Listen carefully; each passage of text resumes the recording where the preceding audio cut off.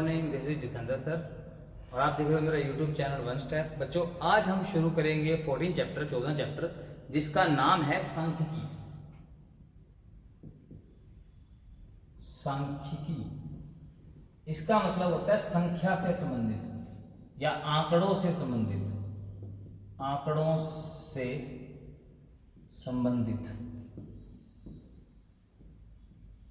ठीक है, अब हम आंकड़ों के बारे में बात करेंगे। आंकड़े क्या होते हैं? जैसे मान लीजिए आपके टेस्ट हो रहे हैं, अब टेस्ट आपका जो रिपोर्ट कार्ड है, आपके रिपोर्ट कार्ड पे क्या होता है, आपके सारे मार्क्स होते हैं, वो क्या आपका आंकड़े हैं आपके, यानी डाटा बोलते हैं इंग्लिश में, तो हिंदी में उसको क्या बोलते हैं, आंकड़े। तो वो बच्चों आपके आंकड़े हैं। ठीक है, तो हम आंकड़ों से रिलेटेड पढ़ेंगे और आंकड़ों से रिलेटेड आप जो भी कुछ करते हो उसको बोलते हैं सांख्यिकी। ठीक है, अब हमारे पास जो वर्ड है आंकड़े, ये दो तरह के आएंगे आंकड़े, आंकड़ों से संबंधित। ठीक है, तो आंकड़े हमारे पास बच्चों दो तरह के होते हैं। वो कौन कौन से हैं? पहले तरह का जो आंकड़ा है वो होता है प्राथमिक आंकड़े। प्राथमिक आंकड़े तो प्राथमिक होते हैं, एक होंगे गौण आंकड़े। ऐसे प्राथमिक आंकड़े, गौण आंकड़े क्या होते हैं मैं आपको बताता हूं। प्राथमिक आंकड़े वो होते हैं जो आप खुद कलेक्ट करते हो। गौण आंकड़े वो हैं जो आप किसी और से लेते हो। जैसे कि क्या होता है कि स्कूल में टेस्ट होता है, तो टीचर क्या करता है, आपके सारे टेस्ट चेक करता है, आपके मार्क्स आपके रिपोर्ट कार्ड पे लिखता है, सारे टीचर ने लिखे। अब टीचर के लिए आपका रिपोर्ट कार्ड क्या होगा? प्राथमिक आंकड़े होंगे। टीचर के लिए आपका जो रिपोर्ट कार्ड के ऊपर जो आंकड़े बने हैं वो कौन से हैं? प्राथमिक आंकड़े टीचर के लिए। अब वो रिपोर्ट कार्ड आपके पेरेंट्स देखते हैं और आपका रिजल्ट चेक करते हैं, तो आपके पेरेंट्स के लिए आपका रिपोर्ट कार्ड क्या बनेगा? गौण आंकड़े। क्यों? क्योंकि रिपोर्ट कार्ड आपके पेरेंट्स ने नहीं बनाया है, वो आपके टीचर किसी और ने बनाया है। तो जो आंकड़े आप खुद बनाओगे वो आपके लिए प्राथमिक हो जाएंगे। जो आंकड़े आप दूसरों के बनाए हुए देख रहे हो या प्रयोग कर रहे हो उसको हम गौण आंकड़े बोलते हैं। इसके अंदर हमारे पास जो पहली एक्सरसाइज है 14.1 14.1 वो आप देखिए जरा। प्रश्नावली बच्चों 14.1 के अंदर, ठीक है, आपका पास पेज नंबर 287, हिंदी मीडियम के बच्चे पेज नंबर 287 निकाल लें। ठीक है, और 14.1 प्रश्नावली के अंदर आपको बोला गया है 5 उदाहरण दीजिए उन आंकड़ों के जो आप दैनिक जीवन में एकत्रित कर सकते हैं। तो हम कोई भी दे सकते हैं। तो हमारे पास जो प्रश्नावली है 14.1 उसके अंदर क्वेश्चन नंबर फर्स्ट में पहली चीज हम 5 आंकड़े बता सकते हैं। तो 5 आंकड़े क्या है? जैसे कि कक्षा के विद्यार्थियों की ऊंचाई मापना। अब आपने अपने क्लास के सभी बच्चों की ऊंचाई माप दी कि आपकी क्लास में हर बच्चे की कितनी कितनी हाइट है, 4 फुट है, 3 फुट है, 4 फुट 2 इंच, 4 फुट 6 इंच, आपने सारा कुछ लिख लिया। तो ये आंकड़ा आप कर सकते हैं। दूसरा, कक्षा के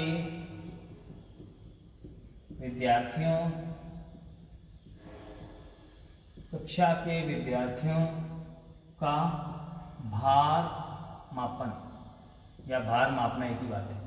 तो ऊंचाई मापन भी कह सकते हो आप इसको, ऐसे भार मापन भी आप उनके भार को माप लो, कौन कितने किलो का है, कोई 50 का निकलेगा, कोई 40 का, कोई 30 का, ऐसे जो भी होगा वो आप लिख सकते हैं।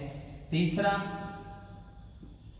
स्कूल में पंखों की संख्या, पंखों की संख्या कि हमारे स्कूल में कितने पंखे हैं, आप हर कमरे में जाके गिन सकते हैं। तो ये आंकड़े आप खुद बना सकते हैं कि हमारे स्कूल में कितने पंखे हैं। उसके बाद चौथा है चुनाव का परिणाम। चुनाव मतलब जो इलेक्शन होते हैं, परिणाम।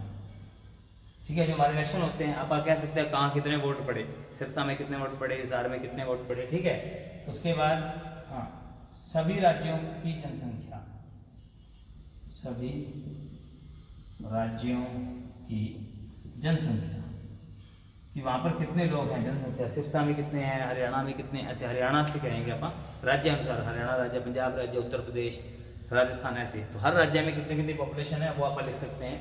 तो इसी के साथ ही हमारा प्रश्न नंबर 2 भी स्टार्ट हो जाता है। वो कहता है जो आपने पहले सवाल में आंकड़े बनाए हैं, अब ये 5 उदाहरण है हमारे आंकड़े इकट्ठा करने के। आप इन तरीकों से आंकड़े इकट्ठा कर सकते हैं और इनमें से पूछा गया बताओ कौन कौन से आंकड़े प्राथमिक हैं और कौन कौन से आंकड़े गौण आंकड़े हैं। तो मैंने कहा था ना, जो आप खुद इकट्ठे करोगे प्राथमिक, अब ये आप खुद कर सकते हो, तो इसको बोलते हैं प्राथमिक आंकड़े। ये हमारे प्राथमिक आंकड़े हैं। कक्षा के भार भी आप खुद माप सकते हो आराम से, तो प्राथमिक आंकड़ा, ये आप खुद तैयार कर सकते हो, कोई दिक्कत नहीं है। स्कूल में पंखे भी आप खुद गुण गिन सकते हो, ये भी हमारे प्राथमिक आंकड़े हो गए। अब चुनाव का परिणाम आप खुद तो वोट जाके नहीं गिन सकते, तो आप सिर्फ टीवी में देखोगे, अखबार में देखोगे या किसी बुक में लिखा देखोगे क्या कि कहाँ कितने कितने वोट पड़े। तो ये आंकड़े हमारे लिए गौण आंकड़े हैं, क्योंकि हम तैयार नहीं कर सकते। ऐसे ही जनसंख्या, अब जो हमारी जनसंख्या आएगी टीवी पे न्यूज पे कि हम इस देश इस राज्य में इतनी जनसंख्या है, वही आप नोट कर सकते हैं। तो जनसंख्या भी आप खुद जाके नहीं गिन सकते, तो ये भी आंकड़े क्या हो गए बच्चों, गौण आंकड़े हो गए। ठीक है, तो ये थी हमारी पहली एक्सरसाइज 14.1, यहीं पे खत्म होती है बच्चों। आगे देखिए आप नेक्स्ट एक्सरसाइज। बच्चों प्रश्नावली जो हमारी 14.2 है, 14.2 प्रश्नावली के अंदर आपको कुछ आंकड़े दिए जाएंगे, आपने उनका बारंबारता बंटन सारणी बनानी है, यानी उसकी टेबल बनानी है, उसको बोलते हैं सारणी बनाना, टेबल बनाना। तो हम इसकी बारंबारता सारणी बनानी है। देखो कैसे बनेगी। आपका पहला सवाल है कि कक्षा 8वीं के 30 बच्चों का ब्लड ग्रुप आपको दिया, यानी रक्त समूह, जो हमारा ब्लड ग्रुप होता है ना, किसी का ए पॉजिटिव ओ नेगेटिव ऐसे वगैरह, तो उसको हिंदी में अपन रक्त समूह कहते हैं। तो आपकी प्रश्नावली 2.93 से शुरू है बच्चों। 14.2 पहला प्रश्न देखिए ध्यान से।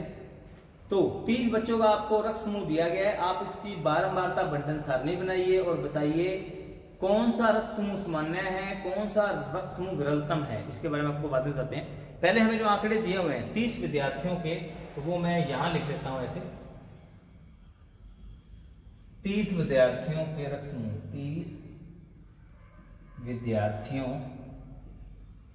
के रक्त समूह। ठीक है, तो बच्चों एक चीज और ध्यान रखिएगा कि आप जब इन सवालों को फेयर कॉपी पे कर रहे हो तो आपको ये डाटा भी लिखना पड़ेगा, आंकड़े, ये आंकड़े लिखने फेयर कॉपी में। ठीक है, चाहे आप पहले आंकड़े लिख लो, पीछे नीचे सवाल शुरू कर दो, आपकी इच्छा है, या कॉपी में यहाँ आप सवाल लिख देना, हमारा क्वेश्चन नंबर पहला है। ठीक है, यहाँ पर सारणी बना लेंगे, यहाँ पर अलग से अपने आंकड़े लिख सकते हो।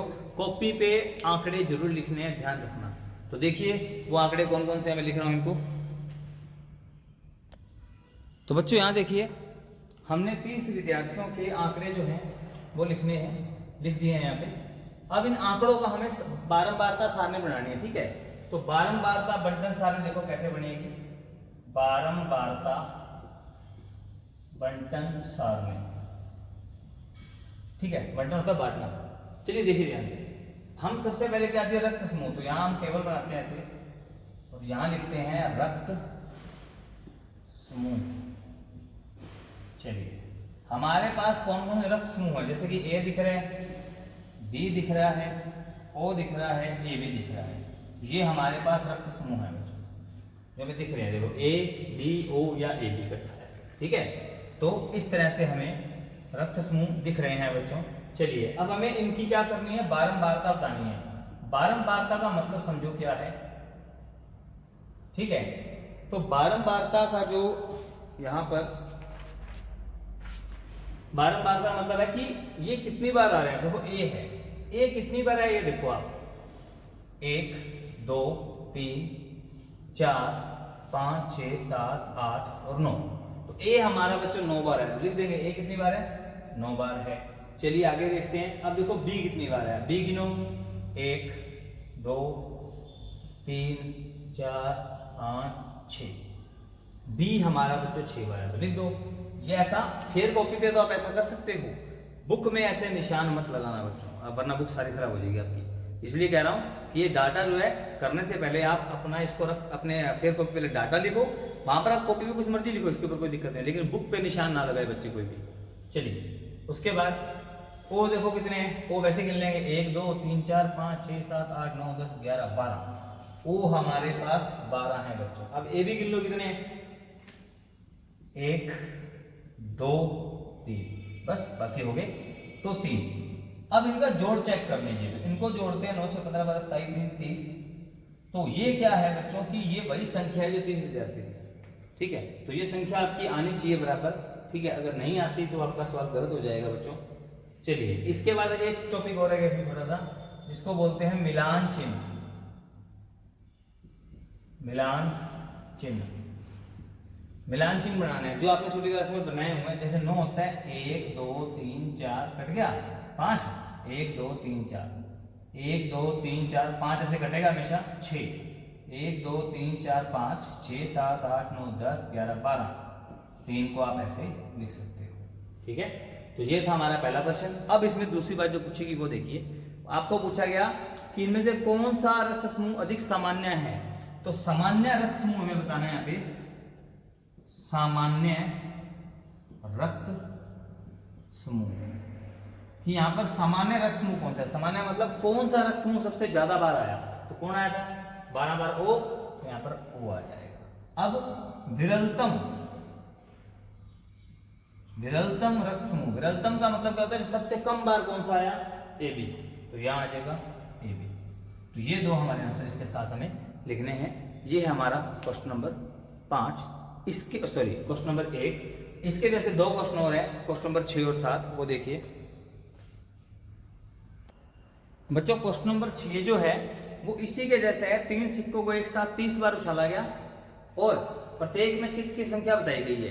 ठीक है, तो आपकी इसकी टेबल खुद बनाओगे, जैसा हमने पहला सवाल किया बिल्कुल ऐसे है। उसमें भी अंक गिनने हैं, 0 कितनी बार है, 1 कितनी बार है, ऐसे। ठीक है, हम कर रहे हैं 7वां प्रश्न जो इसी के जैसा है। तो आपको 3 ही प्रश्न करने हैं। तो प्रश्न नंबर 7, पहला, छठा, 7वां 3 प्रश्न करने हैं आपको यहाँ पे बच्चों। तो प्रश्न नंबर जो 7 है वो देखो, आपको क्या बोला गया, 50 दशमलव तक पाई का शुद्ध मान दिया गया आपको नीचे। तो आप देखोगे पेज नंबर 294 पे 3.1415 में से लंबा सारा आपको सवाल दिया गया है। तो पाई के बारे में इन्होंने बताया गया, पाई का मान 50 दशमलव तक। हमारे पास पाई जो है 50 दशमलव तक लिखा गया है। ठीक है, पाई के बारे में आपको कुछ बताते हैं बच्चों। पाई का मान जो है हमने 22/7 प्रयोग किया हुआ है या 3.14 प्रयोग किया हुआ है हर सवाल में, पिछली छोटी क्लासों में। चलिए, तो पाई के बारे में आपको बताते हैं कि एक ना साइंटिस्ट था आर्किमिडीज, उसने सबसे पहले पाई की खोज की। वो कहता है जो पाई का जो मान है ना वो है 3.140 से लेकर 3.142 के बीच में है। उसने ये बोला, किसने, आर्किमिडीज ने। फिर उसके बाद हमारे पास हमारा इंडियन साइंटिस्ट था आर्यभट्ट, आर्यभट्ट। ठीक है, इस बंदे ने क्या किया, इस बंदे ने पाई का मान 4 दशमलव तक निकाला। पाई का मान 4 दशमलव तक निकाला इस बंदे ने, और वो था 3.1416। इसने पाई का मान असल में ये निकाला। अब क्या हुआ कि, और ये आज से लगभग 1500 साल पहले, 1600 साल पहले ये मान इसने निकाल दिया था, आज से 1500-1600 साल पहले। चलिए, उसके बाद क्या हुआ कि फिर पाई का जो मान है हमें 4 दशमलव तक पता था। फिर कंप्यूटर का जमाना आया, कंप्यूटर आया, टेक्नोलॉजी आई, तो कंप्यूटर को कंप्यूट करना बोलते हैं, कैलकुलेट करना। तो कंप्यूटर से हमने पाई का मान निकालने की गणना की। तो पाई का मान जो है, सवाल में 50 दशमलव दे रखा है ना, तो पाई का मान जो है ना कंप्यूटरों से निकाला गया 1 2 4 0 0 0 0 0 दशमलव तक। इतने दशमलव तक कंप्यूटर ने मान निकाल दिया। ठीक है, तो अब हम पाई का मान जो है इतने दशमलव तक जानते हैं। आज की डेट में हमारे कंप्यूटर जो है वो जानते हैं, इतना मान निकाला जा चुका है। ठीक है, चलिए, तो हम अपने सवाल पर आते हैं। तो पाई के 50 मान जो हमें दे रखे हैं बच्चों, तो वो मैं यहां लिख रहा हूं, देखिए जरा। तो बच्चों पाई का मान मैंने इस तरीके से 50 दशमलव तक लिख दिया है बच्चों। ठीक है, अब उसने क्या कि 3 पॉइंट को छोड़कर बाकी 50 दशमलव है, यानी कि इनको, इसको नहीं लेना हमने, सिर्फ दशमलव वाले को लेना, पीछे पीछे जो भी है। ठीक है, तो अब यहाँ पर आपको अंक दिखाई दे रहे हैं कुछ इस तरीके से। ठीक है, तो आपको इनकी जब बारंबारता बंटन सारणी बनानी है, हमें बारंबारता बंटन सारणी, तो देखो कैसे बनेगी। सबसे पहले हमें दिया गया है अंक। अंक कौन कौन से हमारे पास, तो अंक देखें तो यहाँ पर है, देखो अंक कौन कौन से दिख रहे हैं यहाँ पे, 0 है, 1 2 3 4 5 6 7 8 9, तो 9 तक हमें अंक दे रखे हैं। ठीक है, अब उसकी क्या है बारंबारता, देखो ध्यान से, बारंबारता। ठीक है, अंक की बारंबारता कि अंक कितनी बार आया हुआ है, तो वो हमने बना लिया। देखो ध्यान से, जैसे कि 0 कितनी बार है, 1 2, तो 0 हमारा बच्चों 2 बार आया है। ठीक है, अब आप देखते हैं एक कितनी बार है, वो काटते जाओ बच्चों। हाँ, ये काटा पीटी आप कॉपी में कर सकते हो। पहले आप ये डाटा, ये आंकड़े कॉपी में लिखो, उसके बाद काटा पीटी करना। किताब पे काटा पीटी मत करना बच्चों, ध्यान रखिएगा, ध्यान रखिएगा। चलिए 0। अब 1 गिन लो, 1 2 3 4 5। 1 हमारे पास कितनी बार आ गया? 5 बार आ गया। चलिए 2 गिनते हैं, 1 2 3 4 5। 2 भी 5 बार है क्या? ठीक है, 2 और नहीं मिल रहा तो 5 बार ही हो गया। उसके बाद 3 ढूंढते हैं, हमारे पास जो है यहाँ पे 3 कितनी बार है, देखो ध्यान से। 1 काटते जाओ साथ साथ, 2 3 4 5 6 7 और 8। और नहीं है बच्चों 3 हमारे पास, तो ये आ गया 8। चलिए 4 ढूंढते हैं, तो 4 कितनी बार है? 1 ये पड़ा, 2 3 4। 4 बच्चों 4 बार ही है, ठीक है। चलिए 4 हमारे पास 4 बार आ गया। 5 ढूंढते हैं, कितनी बार है? 1 2 3 4 5। 5 बार है बच्चों। चलिए 5 हमारा आ गया 5 बार। अब ढूंढते हैं 6 है, 1 ये पड़ा, 2 3 4, बस 6 4 बार पड़े हैं। 7 देखो कितनी बार पड़ा है? 1 ये पड़ा, 2 3 4, लो जी ये भी 4 बार ही पड़े हैं। अब 8 ढूंढो, कितनी बार है हमारा? 8 1 2 3 4 5, बस। अब जो रह गए वो हमारे 9 ही रह गए बच्चों, तो 9 गिन लो इस लाइन में। 1 2 3 4 5 6 7 8, 9 बच गया 8। अब हमें क्या बनाना है? इसका मिलान चिन्ह, मिलान चिन्ह, ठीक है। तो मिलान चिन्ह जब आप बनाओगे तो 2 का तो 2 ही होता है, 5 का 1 2 3 4 5, 2 3 4 5, 1 2 3 4 5 6 7 8, 5 का 4 4 5 8, ये लो। तो ये हमारे मिलान चिन्ह बन गए हैं, ठीक है। तो ये था हमारा प्रश्न नंबर 7। इसी के जैसा बिल्कुल छठा है, आपको खुद करना है, अपने आप करना है, मैं नहीं कराऊंगा, ध्यान रखिएगा। और इसके अंदर 2 बातें और पूछी गई हैं, वो सुनो ध्यान से। इसके अंदर 2 पार्ट थे। कहता है दशमलव बिंदु के बाद आने वाले, बोलता ना दशमलव बिंदु के बाद आने वाले, इनके 0 से 9 अंक का बारंबारता बढ़ने सारे बनाओ, अपने बना दी। सबसे अधिक बार सबसे कम बार अंक कौन सा आया? तो ये हमने लिखना है अभी, सबसे अधिक बार अंक। सबसे अधिक बार कौन सा अंक आया? तो जिसकी सबसे ज्यादा बारंबारता थी वही सबसे ज्यादा बार आया। तो 8 2 अंक बार ज्यादा बार आया, 3 और 9। तो 8 के सामने जो है वो लेना, 8 के सामने 3 पड़े और 9, यानी ये 2 अंक 8 बार आए हैं, तो ये सबसे ज्यादा बार आए हैं। और सबसे कम बार अंक कौन आया है? 0। क्यों? 2 बार ही, बस, और तो कोई है नहीं, ठीक है।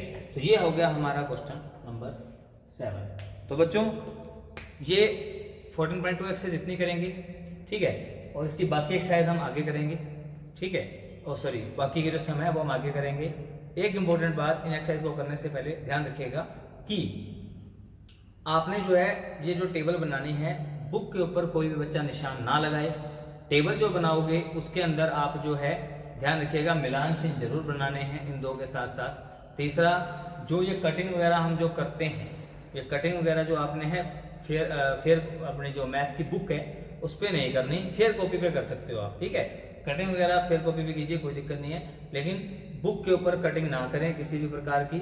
सारा डाटा पहले फेयर कॉपी पे लिख लें, उसको फिर आप जैसे काउंट करना चाहे करें, कोई दिक्कत नहीं है, निशान लगाएं, कोई चक्कर नहीं है। फेयर कॉपी पे सिर्फ, किताब पे नहीं लगाना है बच्चों, ठीक है। और अब तक अगर आपने मेरे इस चैनल को सब्सक्राइब, यूट्यूब चैनल को सब्सक्राइब नहीं किया है, तो इस तरफ आपको राउंड में वन स्टेप अकेडमी का लोगो मिलेगा, उस पर क्लिक करके आप टच करके इस चैनल को सब्सक्राइब कर सकते हो। थैंक यू बच्चों।